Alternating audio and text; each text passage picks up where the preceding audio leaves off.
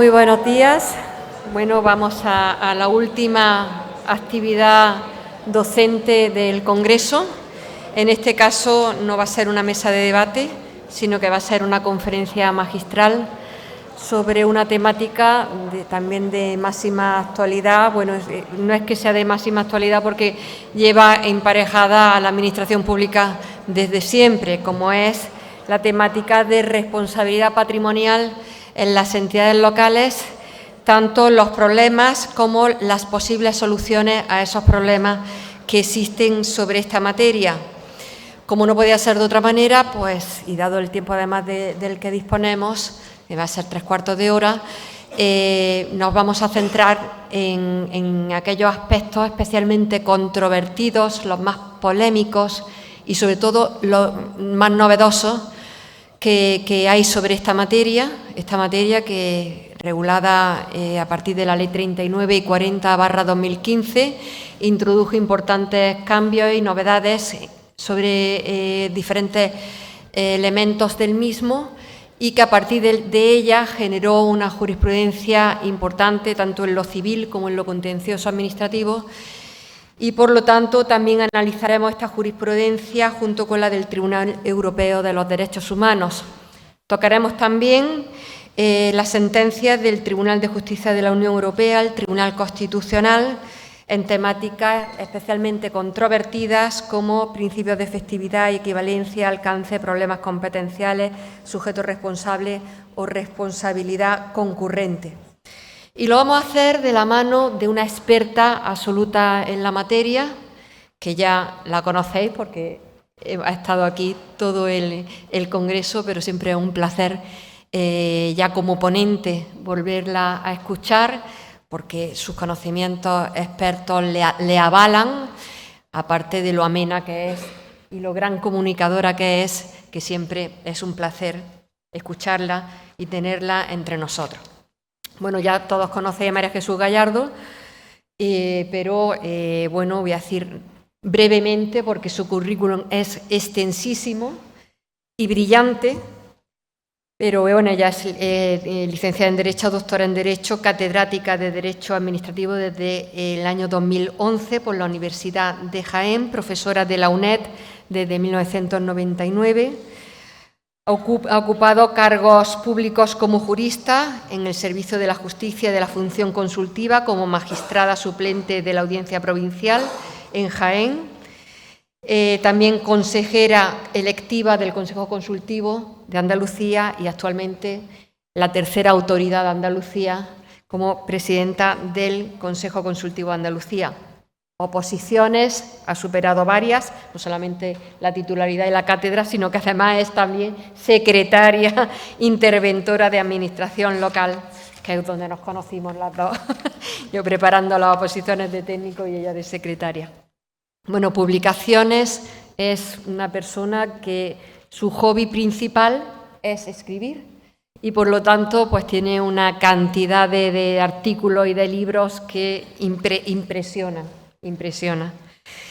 Temáticas pues de todo tipo, vinculadas lógicamente al derecho administrativo, que no me voy a extender, pero que es impresionante, ¿no? En la cantidad de libros y de artículos que ha realizado, conferencias, pues exactamente lo mismo, cursos, jornadas, y además es la directora académica del diploma de especialización en Derecho Público Local en el CENCI, dentro del máster en Dirección Pública Local, y es tronco común a las especialidades, además que ha realizado a lo largo de todos estos años del CENCI numerosísimas conferencias, direcciones académicas, cursos, jornadas, en fin, todo. Además es miembro de la Comisión de Valoración de los Premios de Investigación Científica Avanzada y de Prácticas Administrativas Exitosas de nuestro centro, y ha realizado estancias de investigación por diversos países, como por ejemplo con México o como Bogotá, etcétera, etcétera. Muchísimas gracias, María Jesús, por estar de nuevo con nosotras y todo oído, estamos deseando escucharte. Muchas gracias, como siempre, agradecida y complacida, y atiendo con todo honor, como siempre, Alicia, cada vez que me convocas, ¿no? Alicia fue la que me propuso el título de la ponencia. Como ven, un título bastante ambicioso, porque hablar de problemas y soluciones, ya quisiera yo que las soluciones estuvieran en mi mano, que están normalmente en la mano del legislador. Y ciertamente desde el Consejo Consultivo sí ya procuramos hacer propuestas de lege ferenda y soluciones además muy concretas a muchos problemas que se van planteando. Como comprenderán, el Consejo Consultivo es un lugar ideal para precisamente ir testando esos problemas que si no estuviera, desde luego, en el Consejo Consultivo, primero como consejero y luego como presidenta, seguramente me hubieran pasado desapercibidos esos problemas como catedrática, ¿no?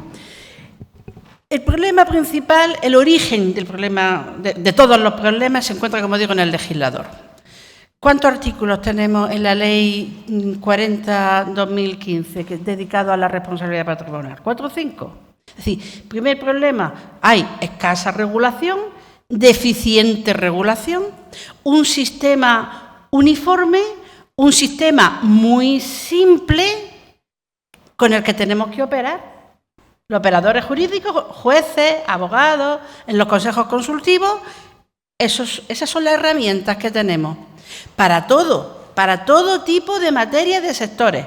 Con esos preceptos, como digo, totalmente simples y uniformes, tenemos que operar en materias tan dispares como carreteras, educación, sanidad, una persona que se cae en la calle, sí, para todo. ¿Por qué sucede esto?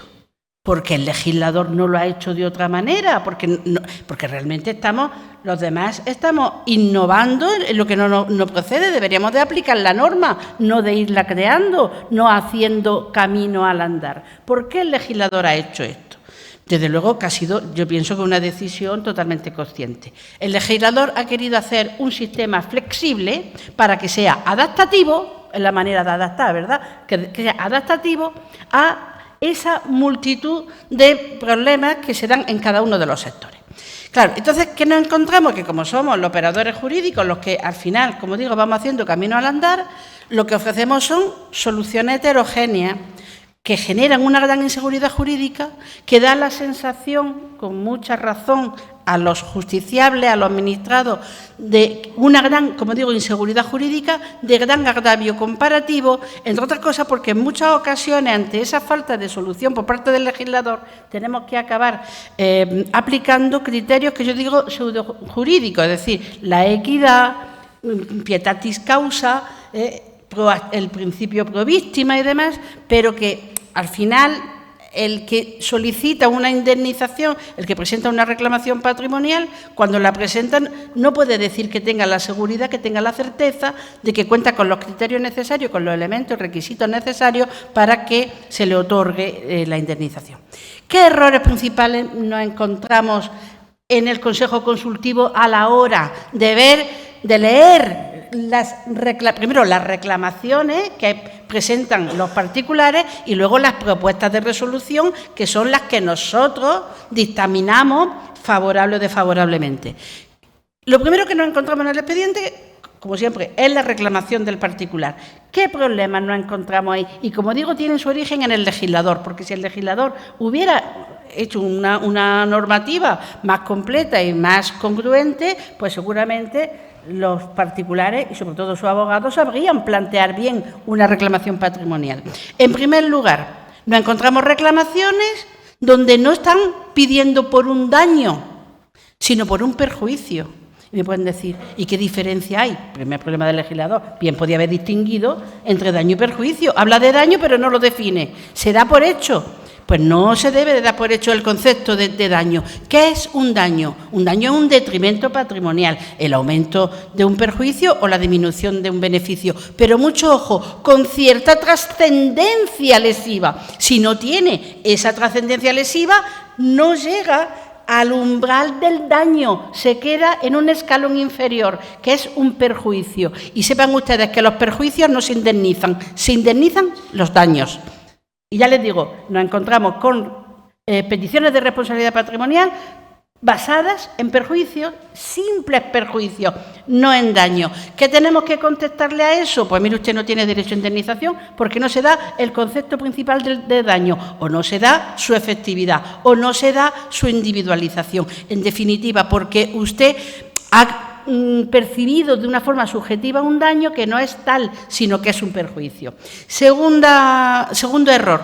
A veces las reclamaciones patrimoniales se fundamentan en la anormalidad del daño, en la normalidad del funcionamiento del servicio.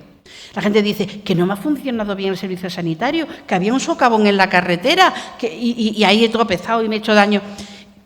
Y aquí, en estos momentos, tenemos que considerar, mire usted, la anormalidad en el funcionamiento del servicio es un título de imputación, pero no es lo que se indemniza. Para indemnizarle a usted, tiene que presentar la existencia de un daño que usted está sufriendo con el correspondiente impacto causal. ¿Por qué? Y muchas veces lo decimos en muchos dictámenes, por ejemplo, en el 328 de 2003 o en el 250 de 2020. Decimos, es que si no, estamos convirtiendo a la responsabilidad patrimonial y en la indemnización en un mecanismo para sancionar a la Administración porque no ha funcionado bien. Eso puede ser un motivo de queja, como las quejas de consumidores y usuarios, pero no en concepto indemnizable. Tercer error. A veces alegan un daño, pero no un daño jurídico. Pueden decirme, ¿y qué diferencia hay? Pues mire usted, el daño jurídico es aquel que se anuda directamente al hecho causante.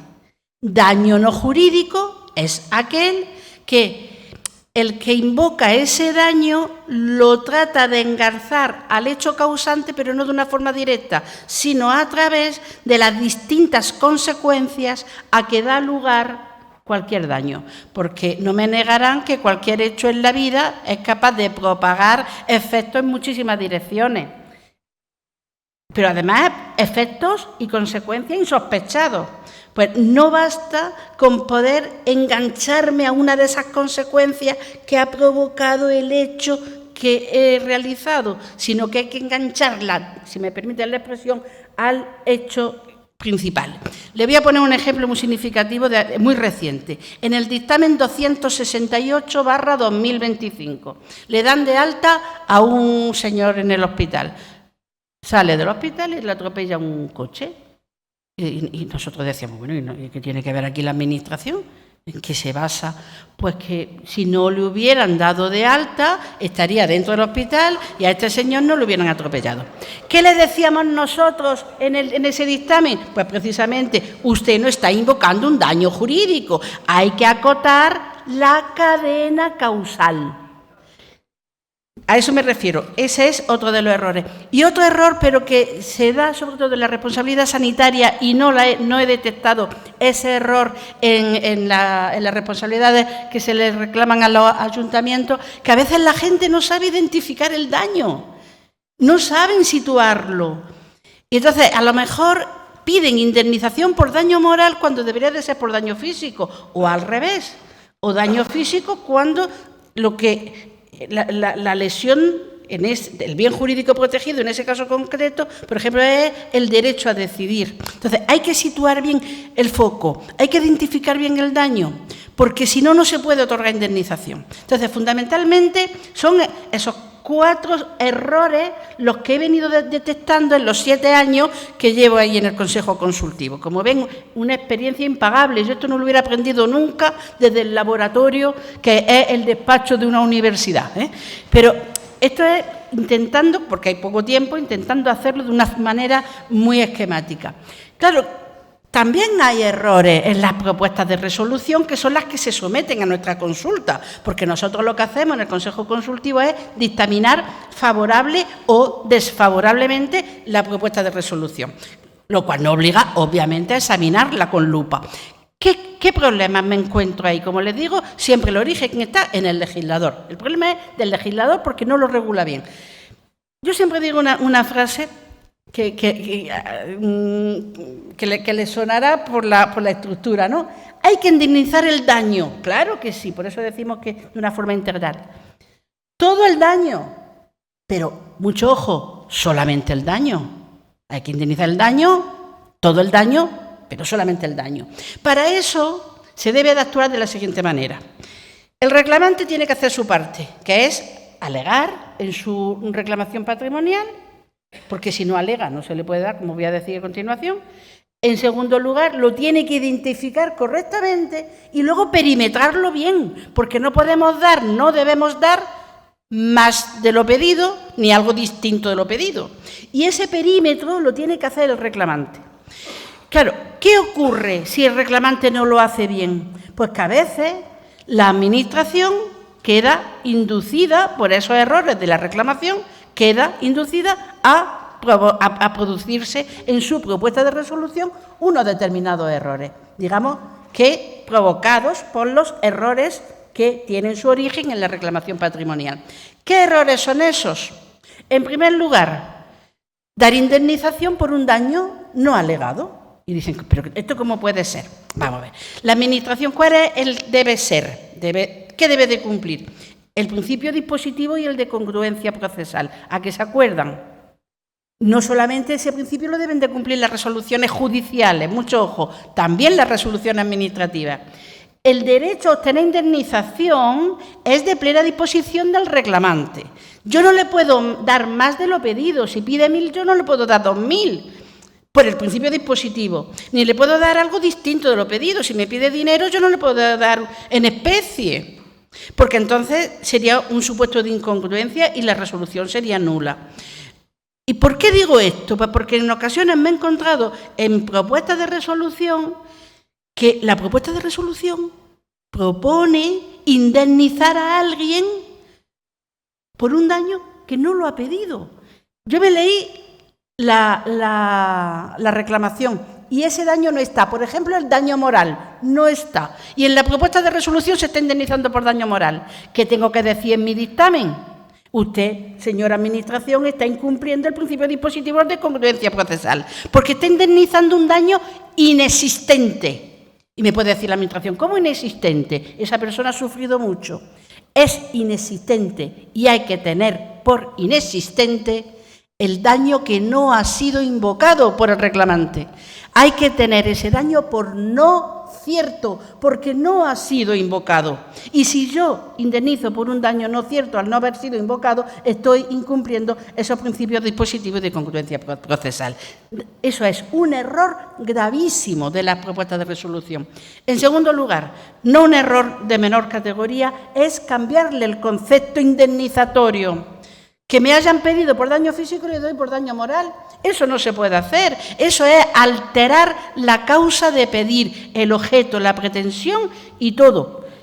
El dueño de la reclamación es el reclamante. Si a mí me ha pedido por daño físico, yo tengo que contestarle a eso, porque sería un error sustantivo cambiarle el concepto indemnizatorio. No sería que me pide 1.000 y doy 500. Es que le cambio el concepto indemnizatorio y eso no se puede hacer por muy buena fe que tenga la Administración. No se puede utilizar los daños morales ni como criterio mensurador, ni como fracción compensada del daño físico ni de ningún otro, ni por criterio de justicia material, por mucha lástima que nos dé. A veces intuimos en el Consejo Consultivo daños que no han sido bien calibrados en la reclamación. Bueno, pues ¿qué le vamos a hacer? No podemos hacer otra cosa. Las reglas del juego son esas.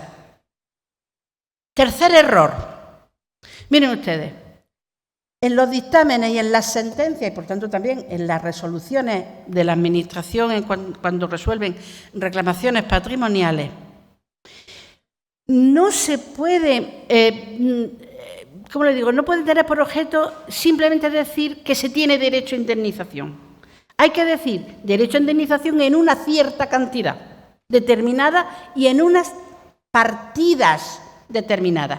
¿Qué quiero decir con eso? Que cuando se comete el error que se comete en la reclamación de no decir una cantidad concreta, pido 200.000 euros. Eso no se dice, sino reconózcame el derecho a obtener indemnización en la cantidad que usted determine. Eso está mal hecho.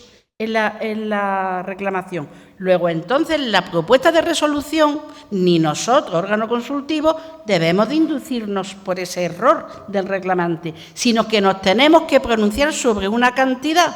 Como el reclamante no ha dicho la cantidad, ¿qué tenemos que hacer? Devolver el asunto y decir a la Administración, dígale al reclamante que diga cuánto quiere. ¿Y en qué concepto quiere? Me tiene que decir en qué partida, porque son las que yo también voy a fiscalizar. Las partidas no me las puedo inventar yo.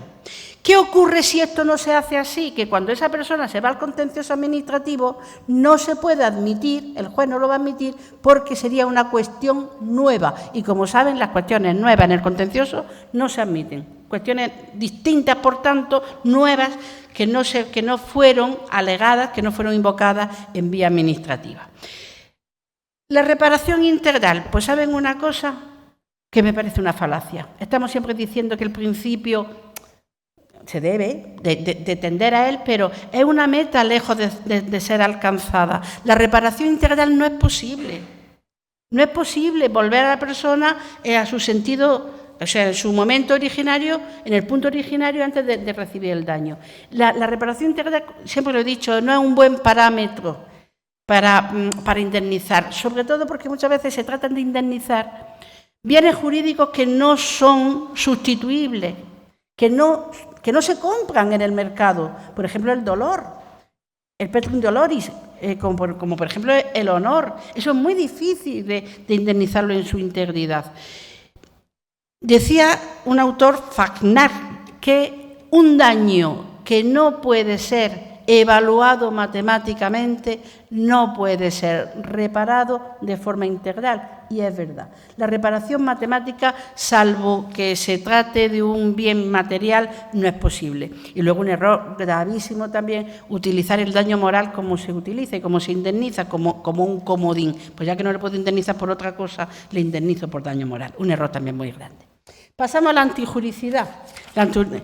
Como ustedes saben, una cosa es el daño, otra cosa es la lesión. Nos puede parecer un término similar, pero jurídicamente no es lo mismo, porque el daño al que se le suma la antijuricidad es el que se convierte en lesión. Si un daño no es antijurídico, no es una lesión indemnizable.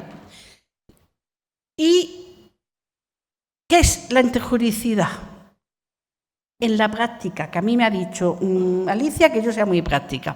Pero pues es una manera de enmascarar, de introducir de tapadillo el elemento culpabilístico.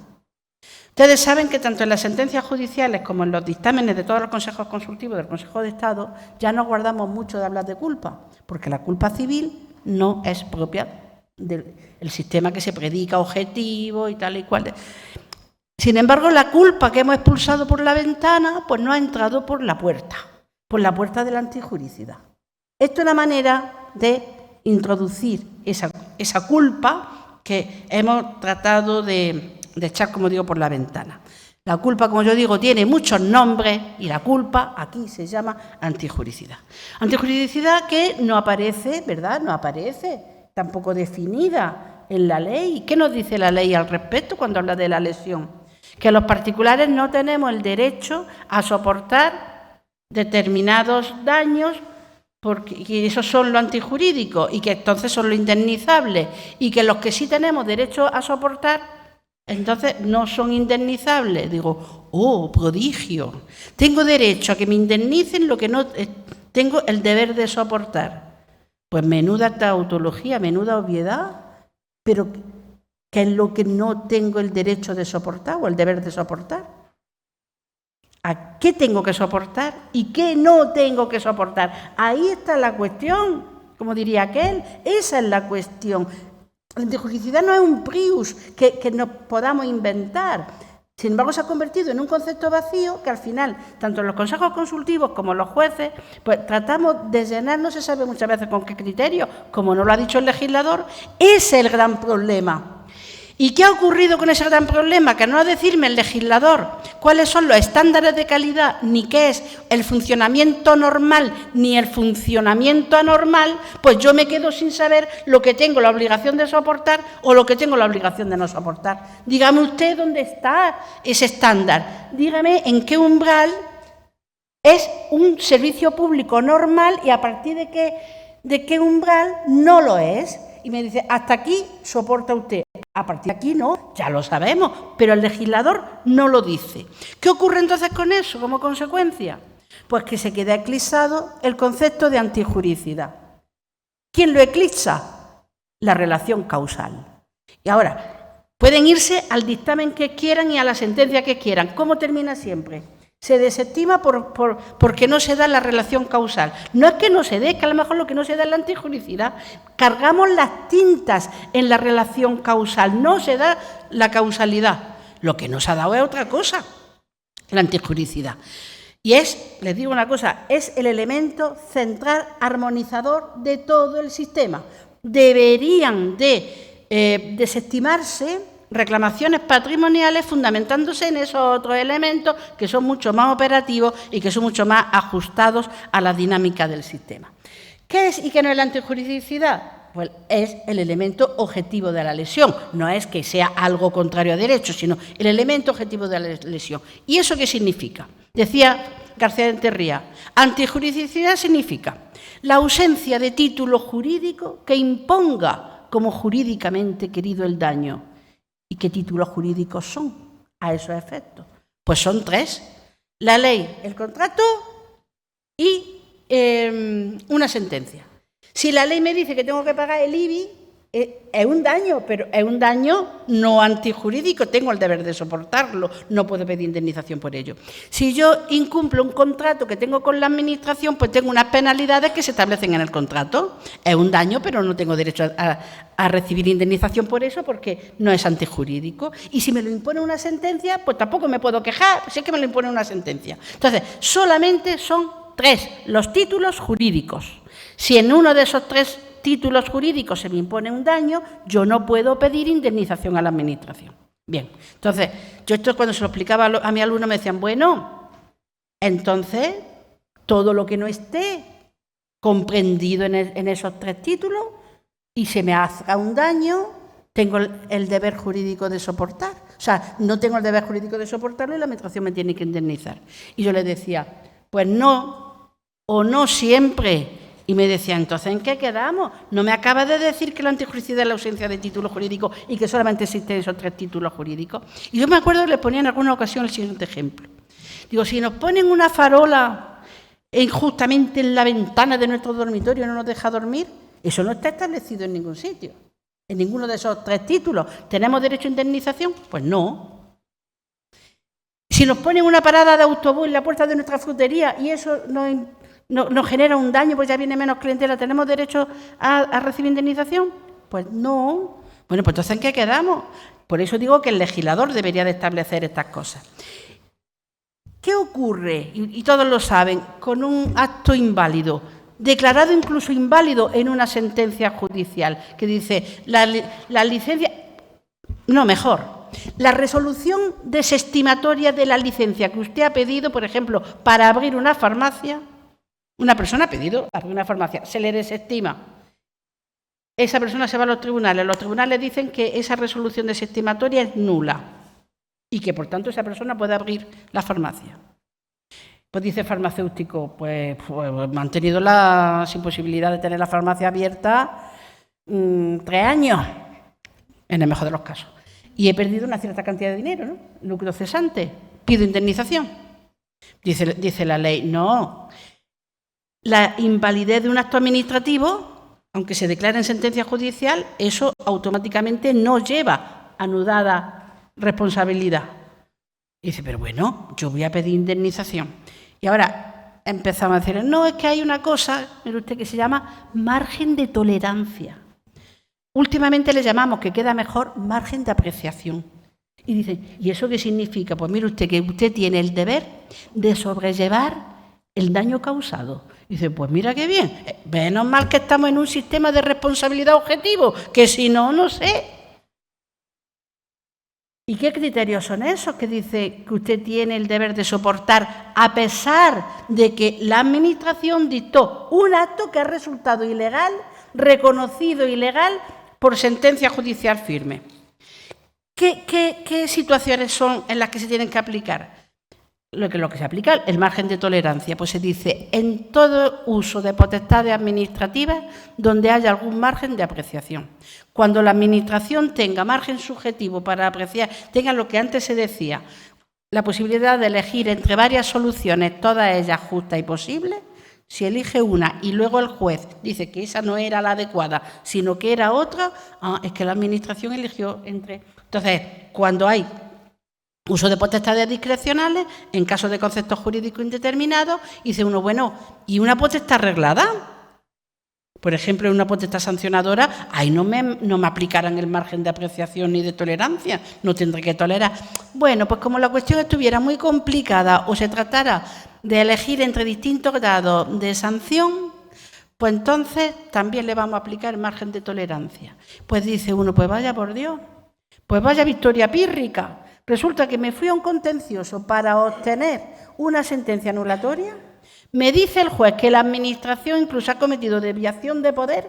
Ahora le pido indemnización a la Administración y me dice el Consejo Consultivo o me dice el juez que tengo el deber de soportarlo. Pues así es.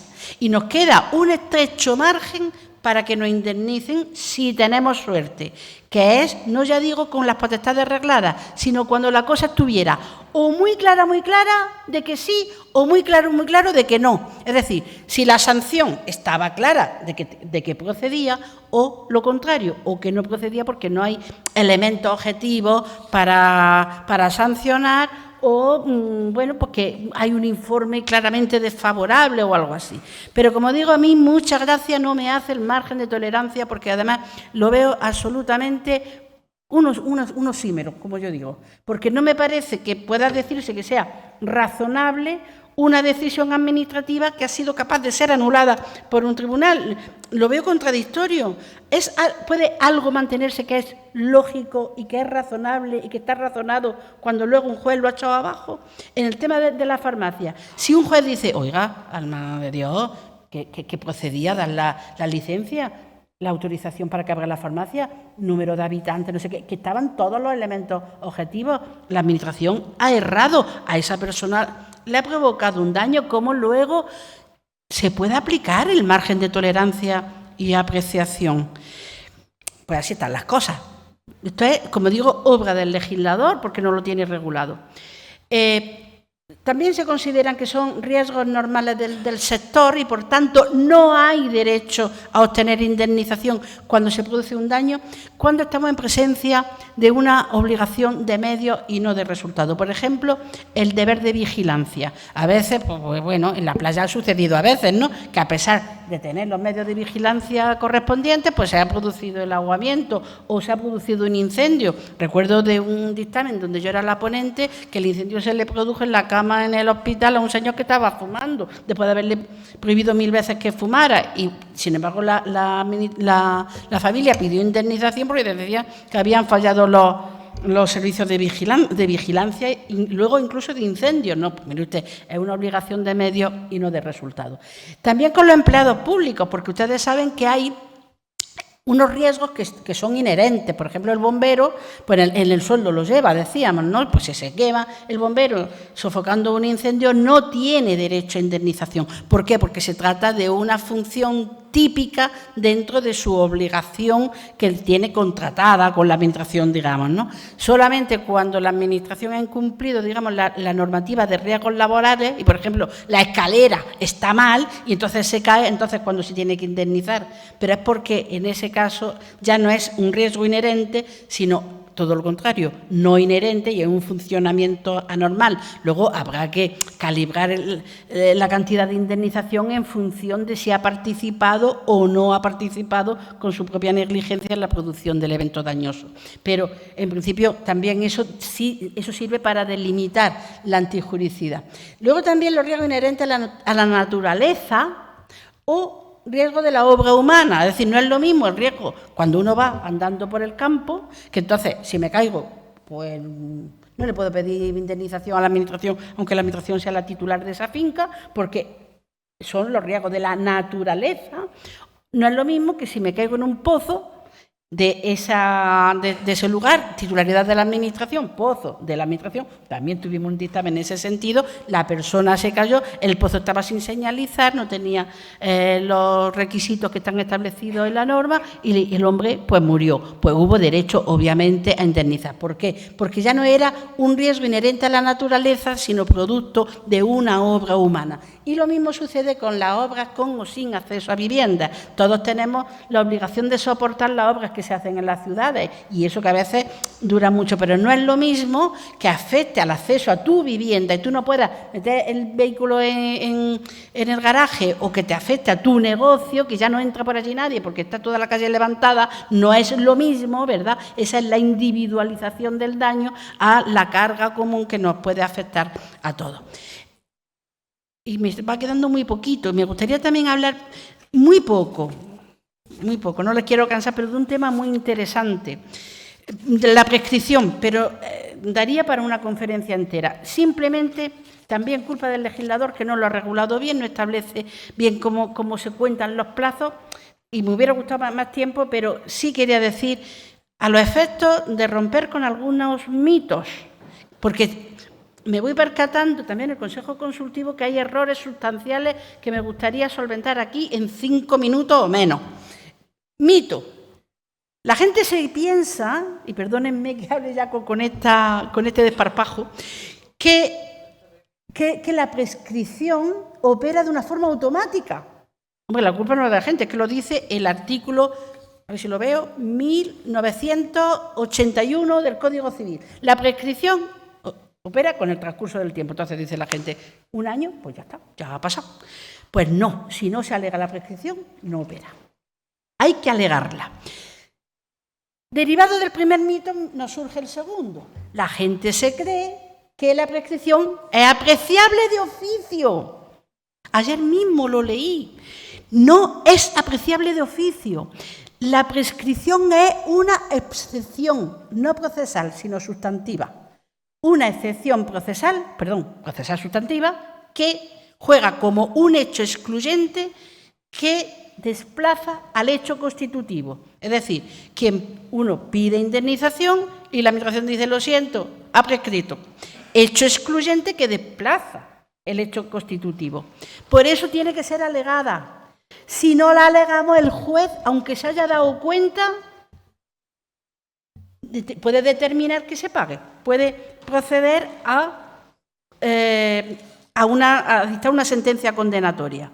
Por cierto, la Administración tiene que estar en ese caso, ojo a visor. Yo me encuentro en muchas propuestas de resolución que ni siquiera analizan. Se ha pasado el plazo del año y tenemos que decir en el consultivo, esto ha prescrito, y no olvide siempre tenerlo presente, porque como no lo digas tú, Administración, el particular te hace lo que yo siempre digo, ¿verdad, Marian? Un PSC, un por si cuela, lo puede hacer perfectamente, que lo mismo cuela. Y ahora, ¿qué ocurre?